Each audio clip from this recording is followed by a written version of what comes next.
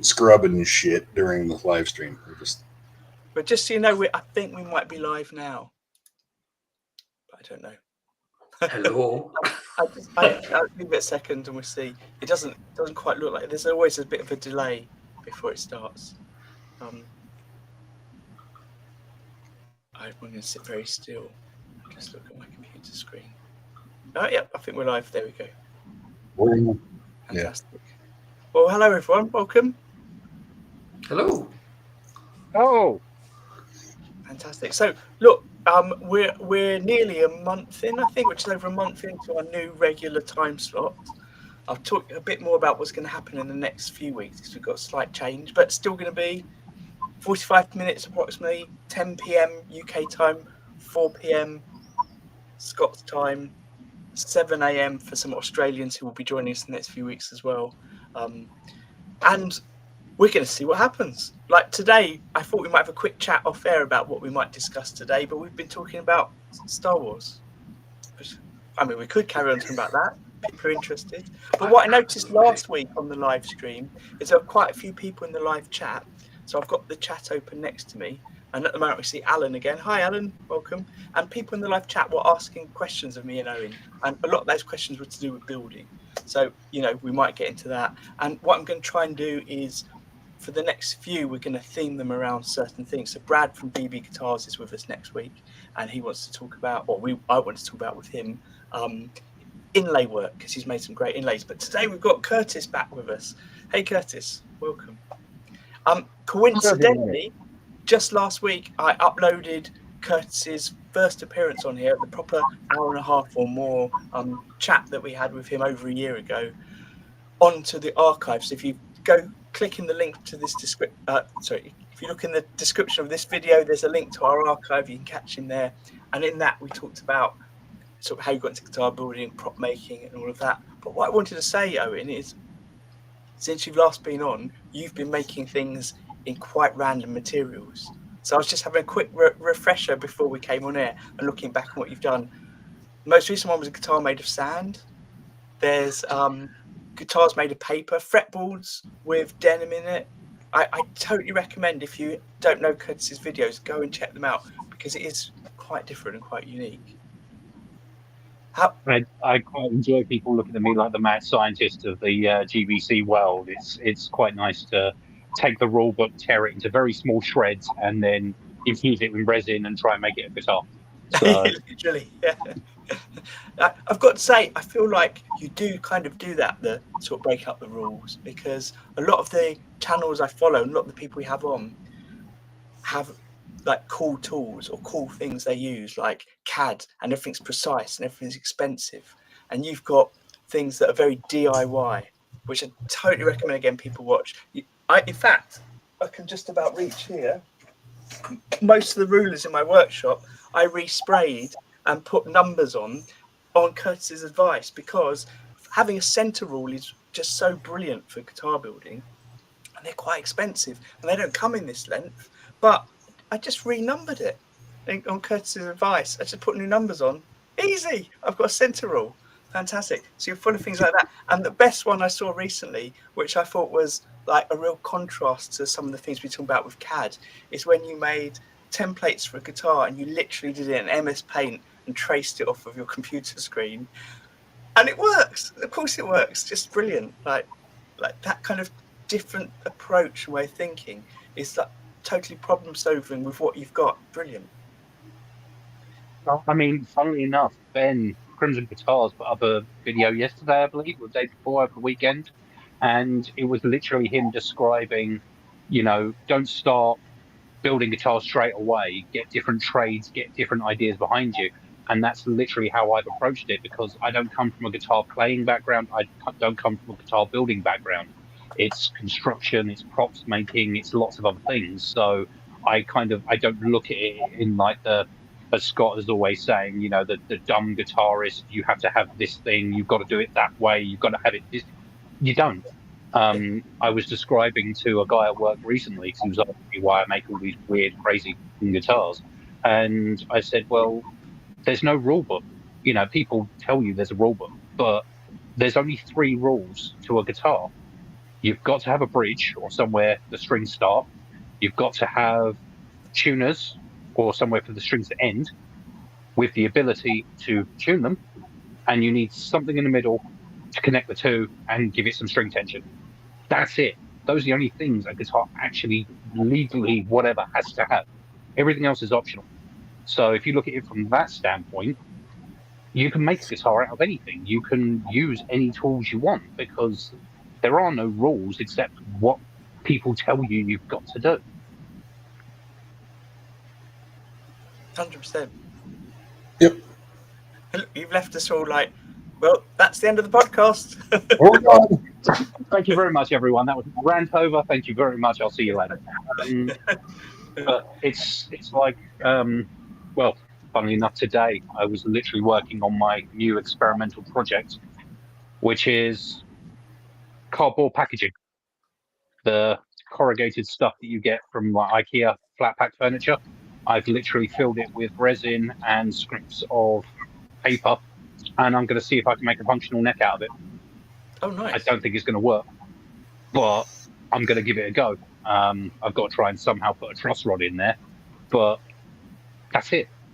So, yeah. I love that you're giving it a go. I just watched Owen's video where you put a truss rod in your neck. And yeah, once it's full of resin, you can get on with it and just bounce it, see what happens. I recently have made something totally not guitar related, but I pulled apart an old bit of IKEA furniture. And a lot of IKEA furniture has kind of chipboard edges and laminate on the top, but the inside is exactly that kind of honeycomb cardboard. It's just honeycomb particle board, really. It's amazing, and it's actually quite strong vertically. It's just laterally it's got the issue. So if you do what Curtis does and fills it with resin, then you've got a really good substrate to work with. Neil's just said in the chat maybe even add carbon rods just to be sure. Oh, yeah. That'd be good. I'm actually working on a possibility of incorporating carbon as a truss rod slot. So I'm going to make a mold of a truss rod and then pour in forged carbon fiber and then just have it as a one-piece thing so you can route an extra wide truss rod slot and then just slot in this whole lump of carbon fiber and then just slot the truss rod into that. Would the truss rod then have to fight a lot harder to straighten the neck if it's surrounded by carbon fiber? That's always been really straightening the fretboard. You're not really straightening the back of the neck. So as long as you've got it in there, that's your main focus, is to make sure that the front of the neck is straight. Back of the neck, who cares? Or is that just me? I think the problem I've got is I can't quite picture what you're saying. So I'm looking forward to the video of it, because presumably the truss rod's going to have to extend beyond the carbon fiber. Otherwise, it would just be bending the... Yeah, I think if it's a single action truss rod, you're probably right, Curtis. But if it's a dual action truss rod where you can have the top go up or the bottom go down, then you might hit a wall there. I tell you what, I'd definitely say it sounds exciting and different. It is really cool though. I love, like, people when funnily enough, the second anybody starts talking about carbon fiber YouTube, and I put in one search into YouTube going something related to carbon fiber, I get 3 million effing videos about carbon fiber and how to do it. And one of them is this amazing production company where they show you all their tips and tricks. But the chopped stuff is just gorgeous. I mean, my favorite carbon fiber as a working material is laying down the weave correctly and getting it all uniform and pouring resin over it, because I know if I did it, the first thing that would happen would be the weave would shift a tiny bit and I would have a mental breakdown and never be able to use that piece in my entire life. I'd have to throw it out and start again. Whereas with the chopped stuff, it's really cool. Like, there's motorbike brake levers and stuff that I've been eyeing up, and they're made from chopped carbon fiber and they look sexy. They're really nice. I love the look of it as well, but as you say, it's also quite useful. I think one of the reasons they first invented it, I think it was Lamborghini or Koenigsegg, I believe, first invented it, and it was for wheels because it's so difficult to get fabric into the spokes of the wheels. So the chopped up stuff, you just mix that with resin, just squidge it in there, and it will confirm whatever you need. So for something complex, forged carbon fiber is actually really easy to work with. there's an interesting thing about carbon fiber, and particularly chopped carbon fiber, that I've been reading up on, is that a lot of people who are working with it, particularly in the 3D printing space, where you're 3D printing materials that have carbon embedded in them, and more so in the chopped stuff as well, is that there's a fear it's going to be something akin to asbestos in terms of health impacts. So yeah, just mask up if you're wearing that stuff. If you're working with that stuff, not wearing it. Yeah, carbon fiber will kill you. I mean, it's the same with any of these kind of things, fiberglass, whatever else. You've always got wear protection, but yeah, carbon fiber dust is particularly nasty. So listen, you obviously both know more, clearly more than me, about carbon fiber. When you were talking about the chopped up carbon fiber and embedding it in resin, when I studied sculpture at college, it is 20 years ago. It's over 20 years ago. That's horrible to think that. Everyone used glass fiber in resin. So glass fiber was what was used to bend fiberglass, essentially. Has that just been pushed out by carbon, or does it have different properties and used in different ways?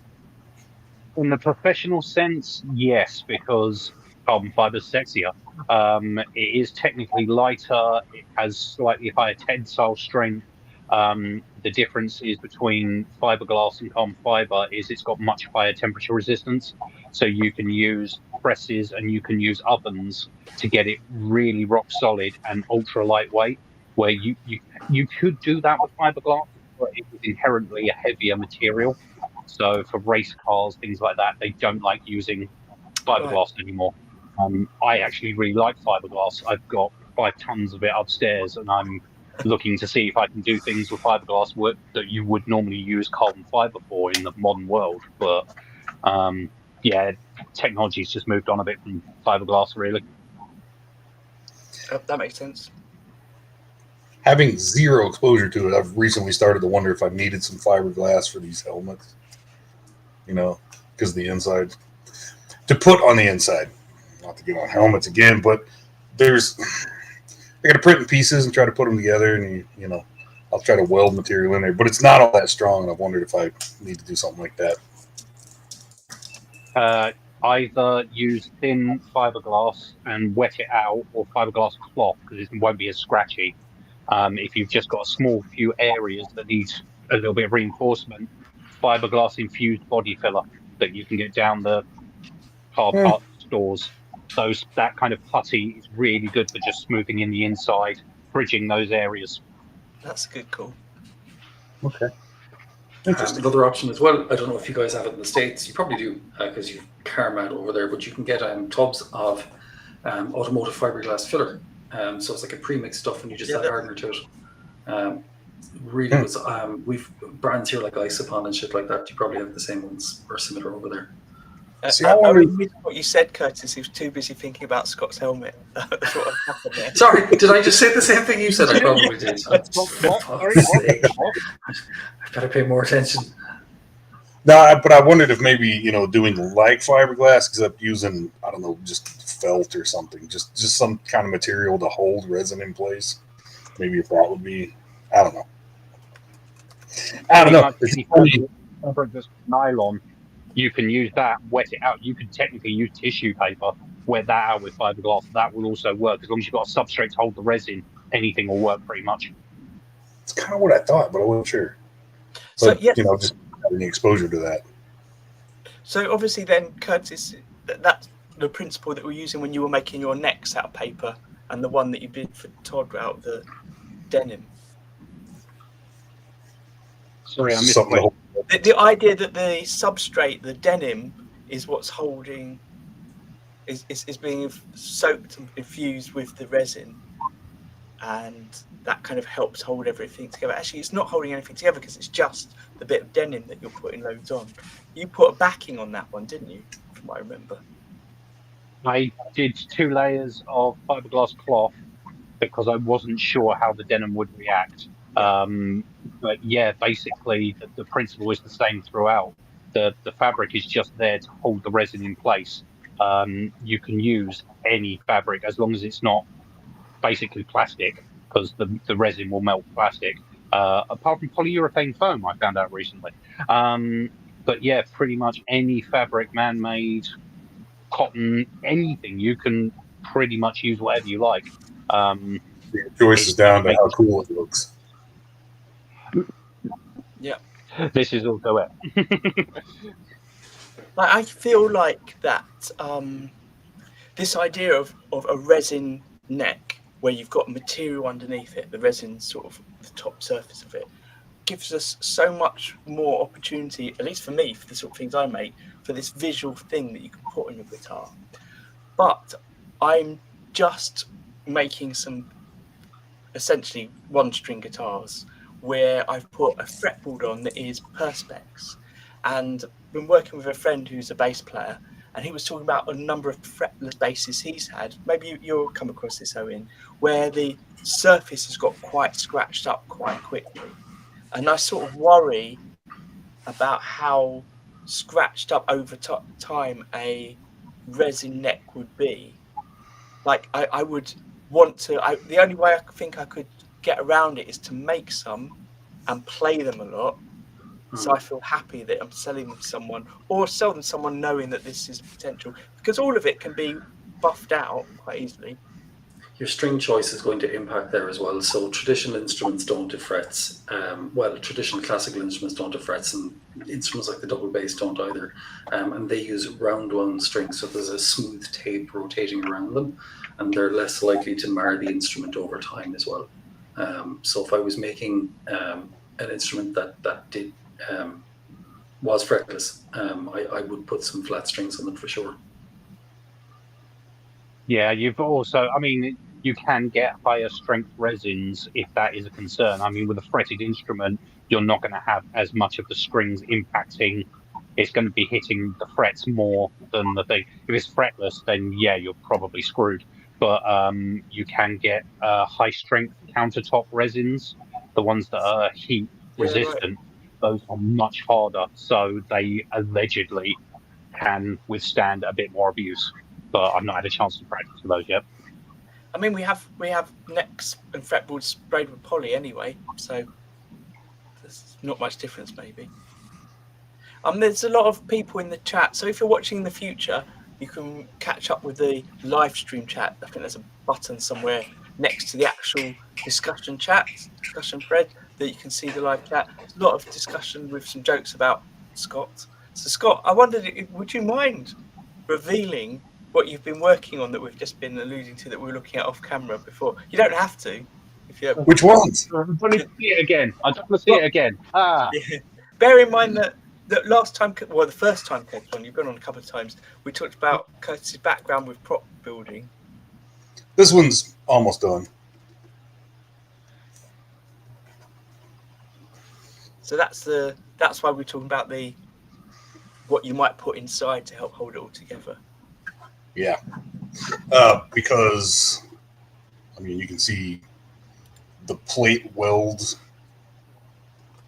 It's sturdier than I thought initially, but I mean, it is kind of okay. Well, early on, I had dropped it, and one of the face plates just popped clean off. So since I made this one for somebody who wanted it, I've worried about the strength, and you can see I've had a hell of a time with something I never really had trouble with guitars, and now I can't get it to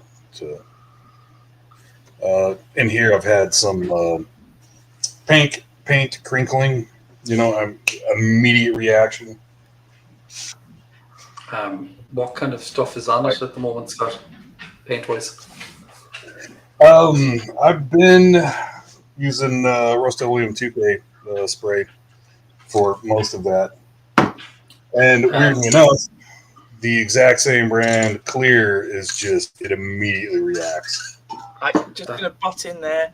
I have videos up on YouTube about spraying guitars and painting guitars, and Rust-Oleum often comes up in the chats with people having issues with it, even when you use the same brand, same Rust-Oleum things, but different products, but from the same brand. I wonder, I don't know enough about Rust-Oleum, I wonder if they are just like getting OEM stuff from different factories and putting their stickers on it. or it's not like thought through like a big guitar company that some of the products they use where they do hardcore testing to make sure it works on guitars in the way you want it to. Yeah, if you get if there's any sort of a car paint supply shop close to, or even talk to Scott or Todd, sorry, because Todd does that type of stuff. I think you can get what's called panel wipe. It's an anti-silicone wipe, and it cleans any contaminants off the paint straight away, because that will be a source of wrinkles. It could be what Daniel said as well, and just be a shitty batch of paint. But my go-to when I used to spray cars, if I got any reaction, would be I'd clean up a panel wipe. I would put the lightest dust of clear coat on just to seal whatever was there, key that, and then put my colour down on it.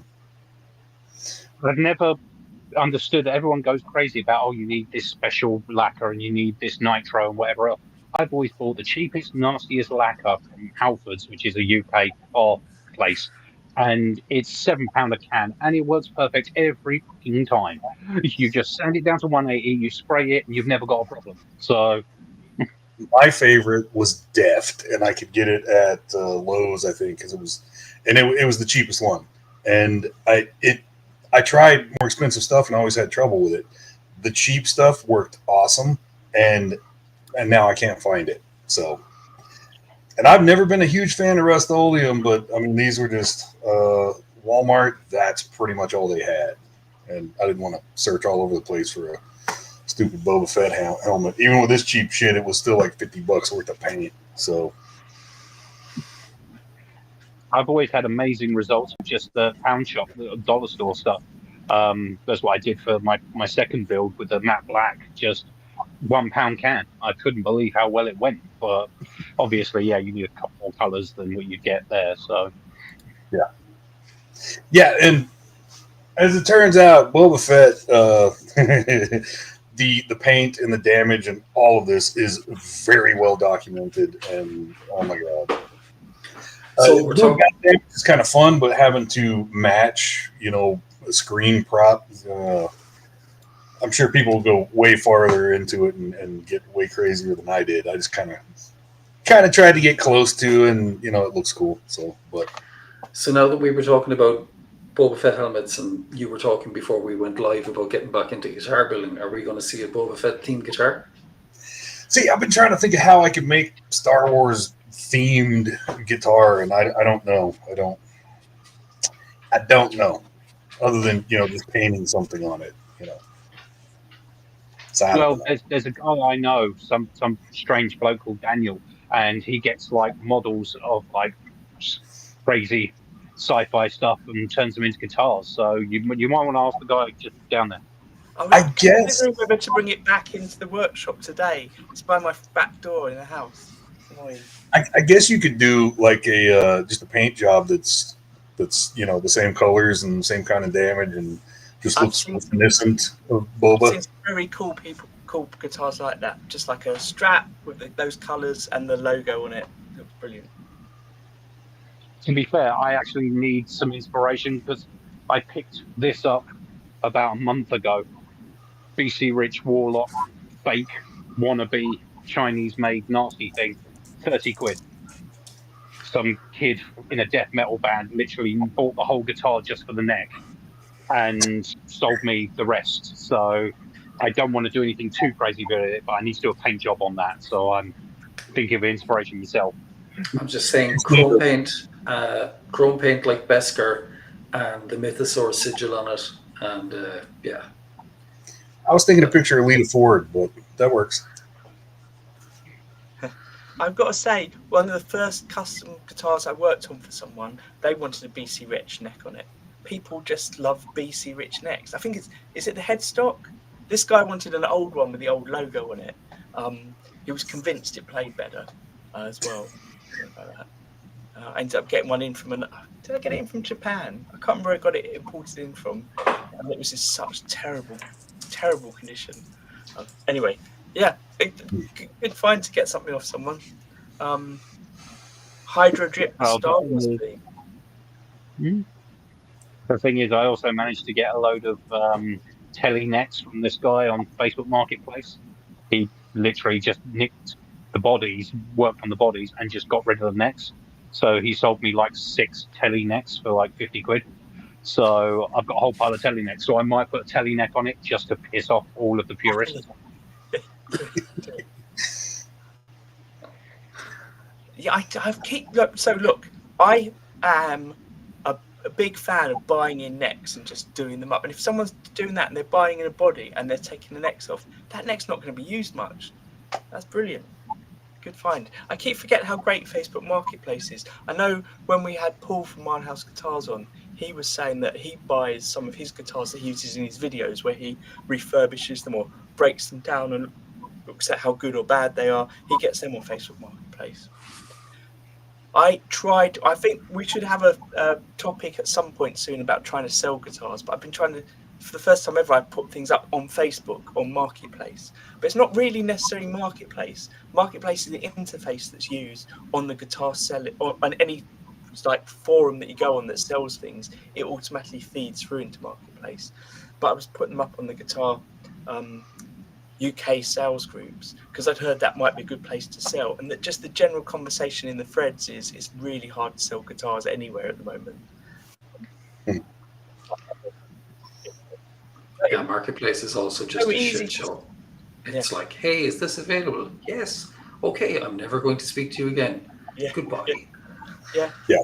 I had someone buy one from me, and then I was like, oh, thanks for buying. I can organise the invoice and delivery, etc. And he's like, oh, my kid pressed the button. I didn't want to buy it. Like, okay, right, thanks. And he said, I don't even play guitar. Like, why are you looking at guitars for selling?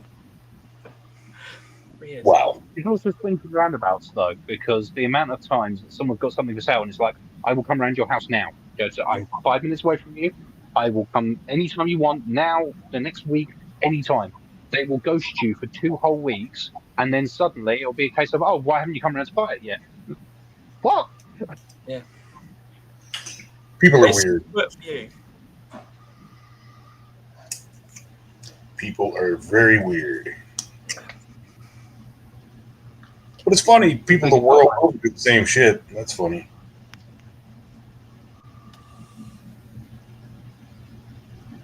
I just want to backtrack a bit because my camera cut off, and I was trying to fix that when we were talking about paints.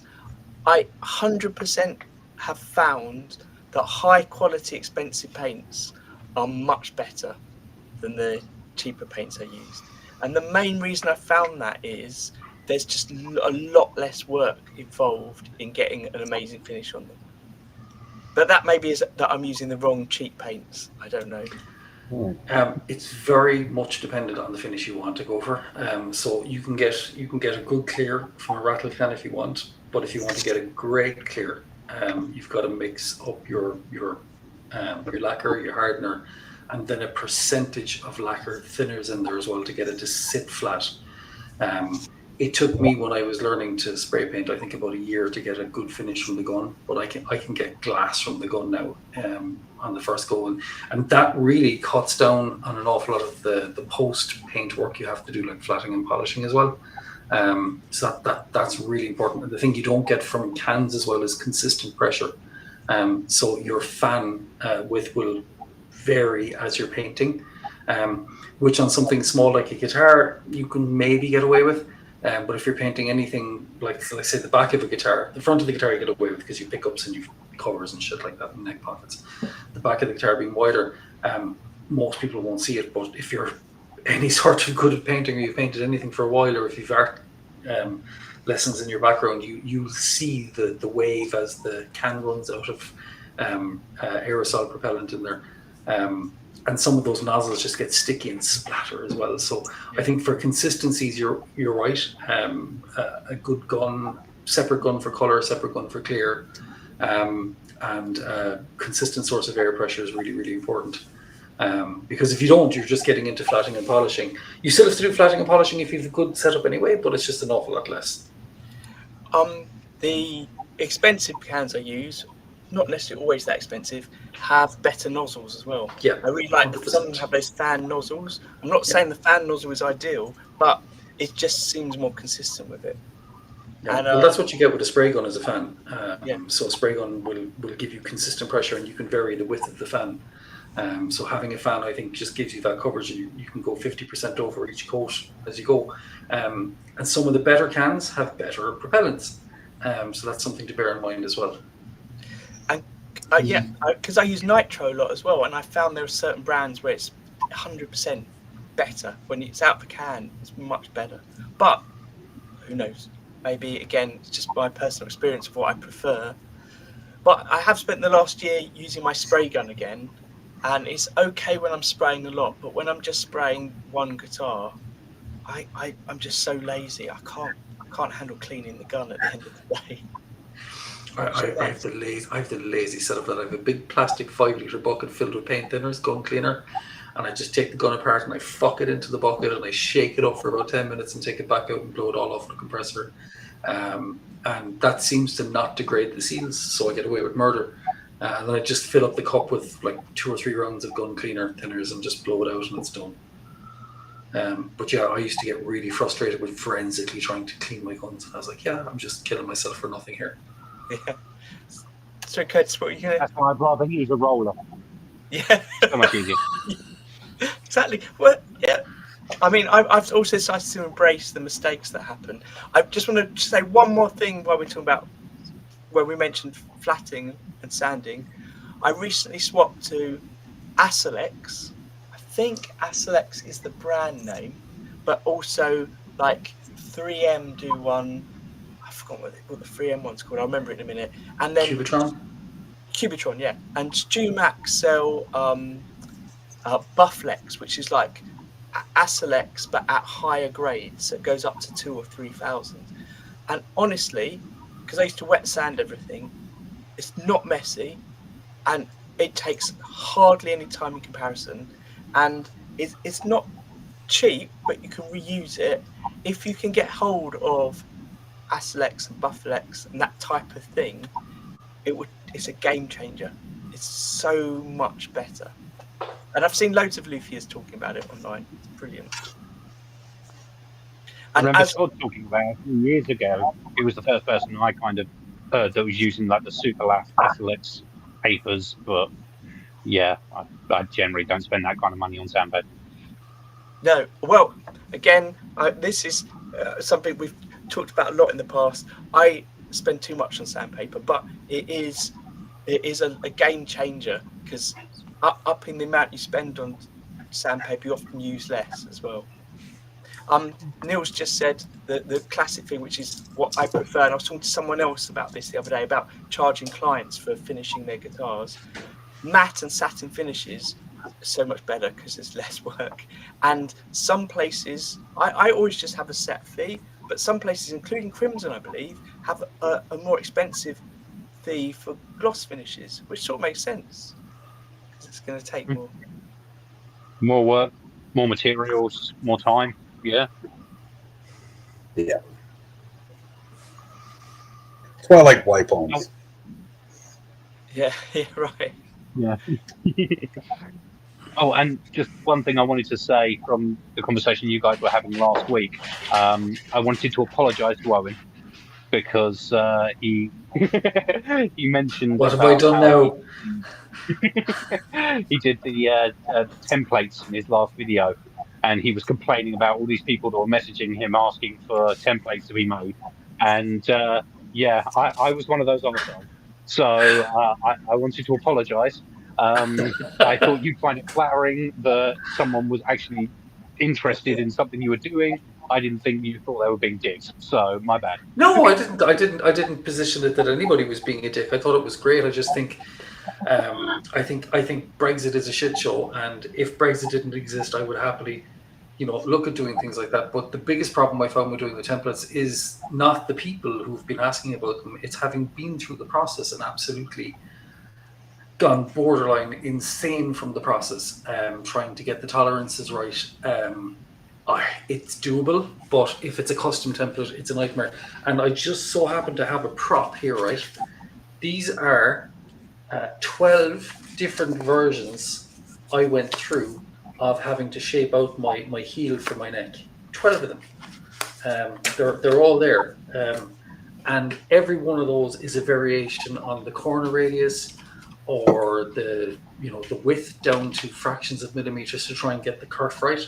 And oh my God, my genuine fear is that if I put my name to something and give it to somebody and they put it on a very expensive piece of quarterstone maple or a really expensive, piece of bodywood, I don't know, something like a nice expensive burl or something, and they mess up, I get the nasty email on Monday going, well, your template's a heap of shit.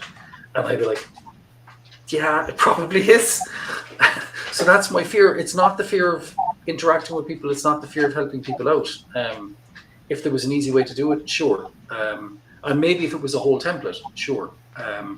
But yeah, making custom templates for me was incredibly intimidating and took a long amount of time.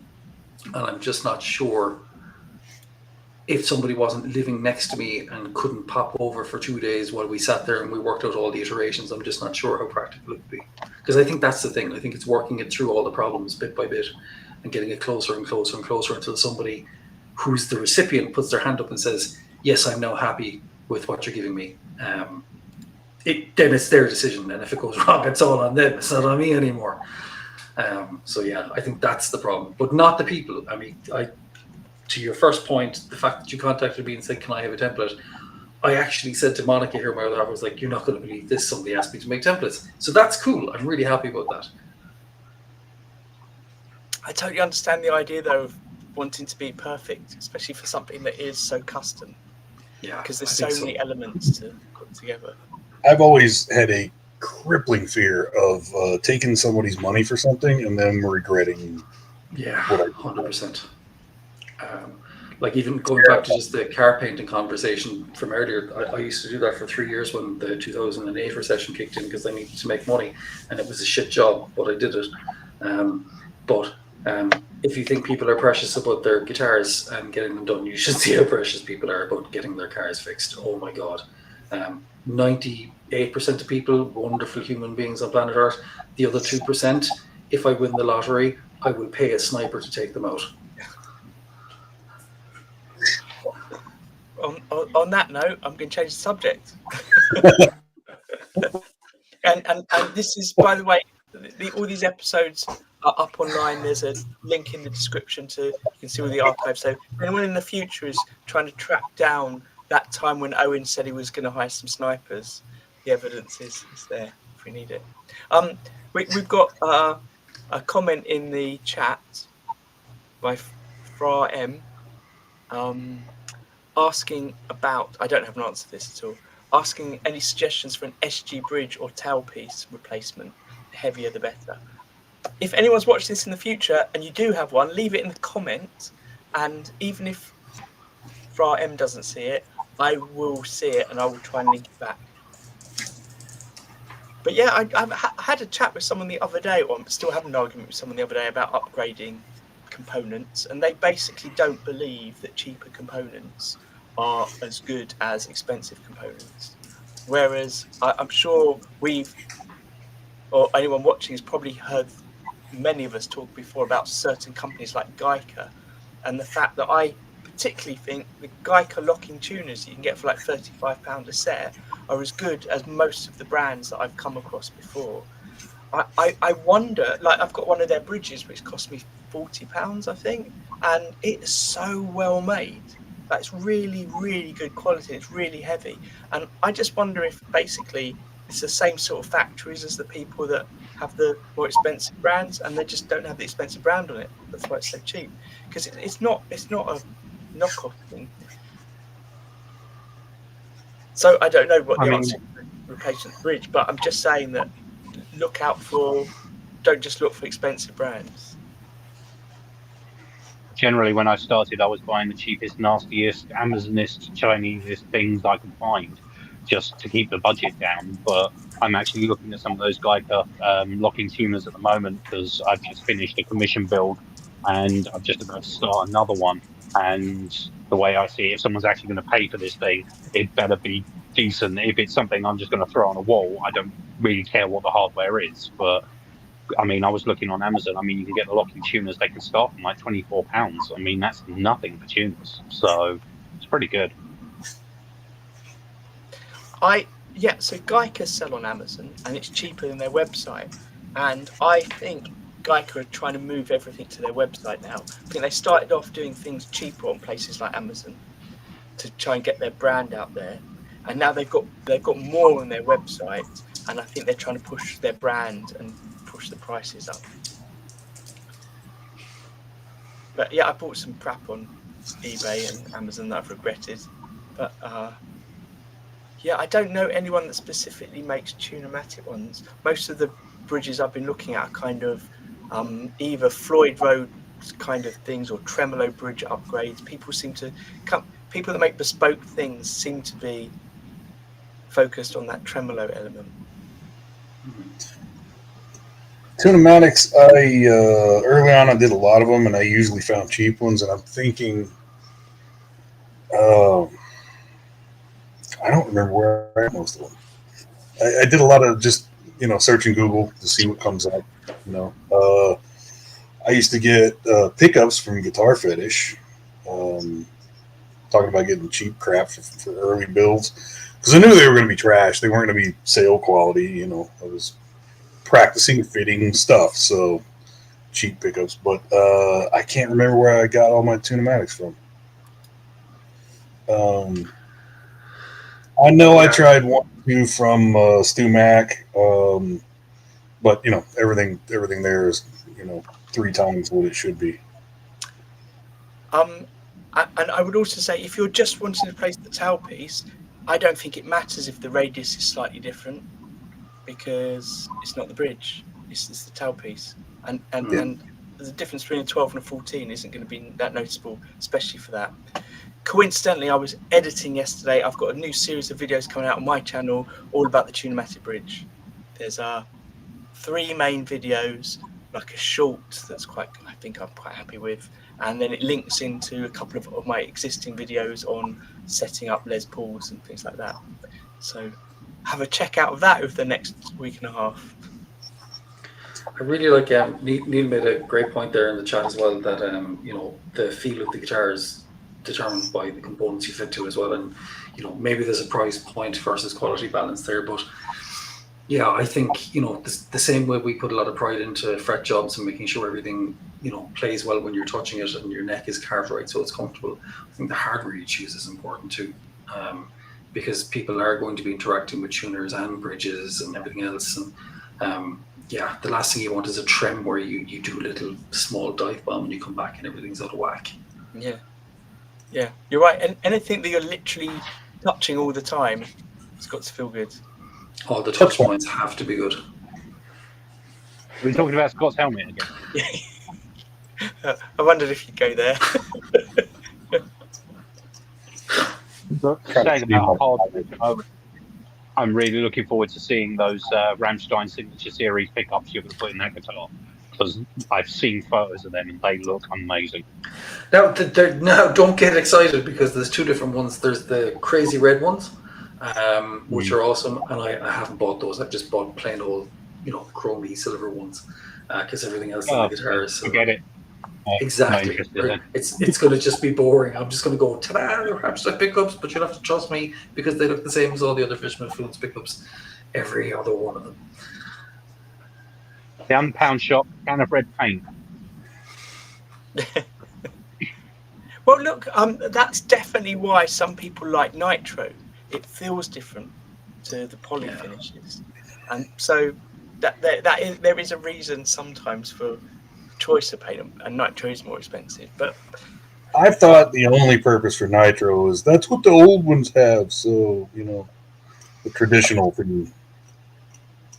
Yeah, I can't remember the whole story of it, but at the time, Nitro was just really readily available because it was used in the car industry, and it was cheap to buy en masse. But not only that, there were lots of people that were very good at using it because they used it in cars. So they could just hire the people that sprayed cars to spray guitars, and you'd have the setup and the knowledge and experience there to control everything and be good. See, I need to make a friend who works at a body shop. I really need to build a booth, and I really need to get a gun someday.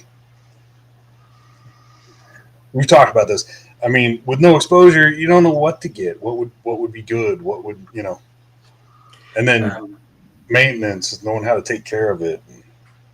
The maintenance stuff is easy. You figure that out. There's nothing really crazy there. But on the boot side of things, Daniel over at Unquender Guitar is spraying. Jesus, I can't speak this evening. He is spraying his guitars in his house in a little pop-up booth that he's got from IKEA. That's some sort of wardrobe that he's converted, and he's put a fan on it with a filter. So he did that in his current series, actually, I think the second last video. But it's a really cheap way of doing it, because the biggest problem with spraying is dust. So it's extraction of fumes, and it's dust landing in the paint. So if you can hang something vertically, dust can only land in the horns at the top. But and if you're doing it in a garage, make sure to wet the ground, like literally soak the ground, because then the dust can't rise. That's an awesome idea. What the hell did I think of that?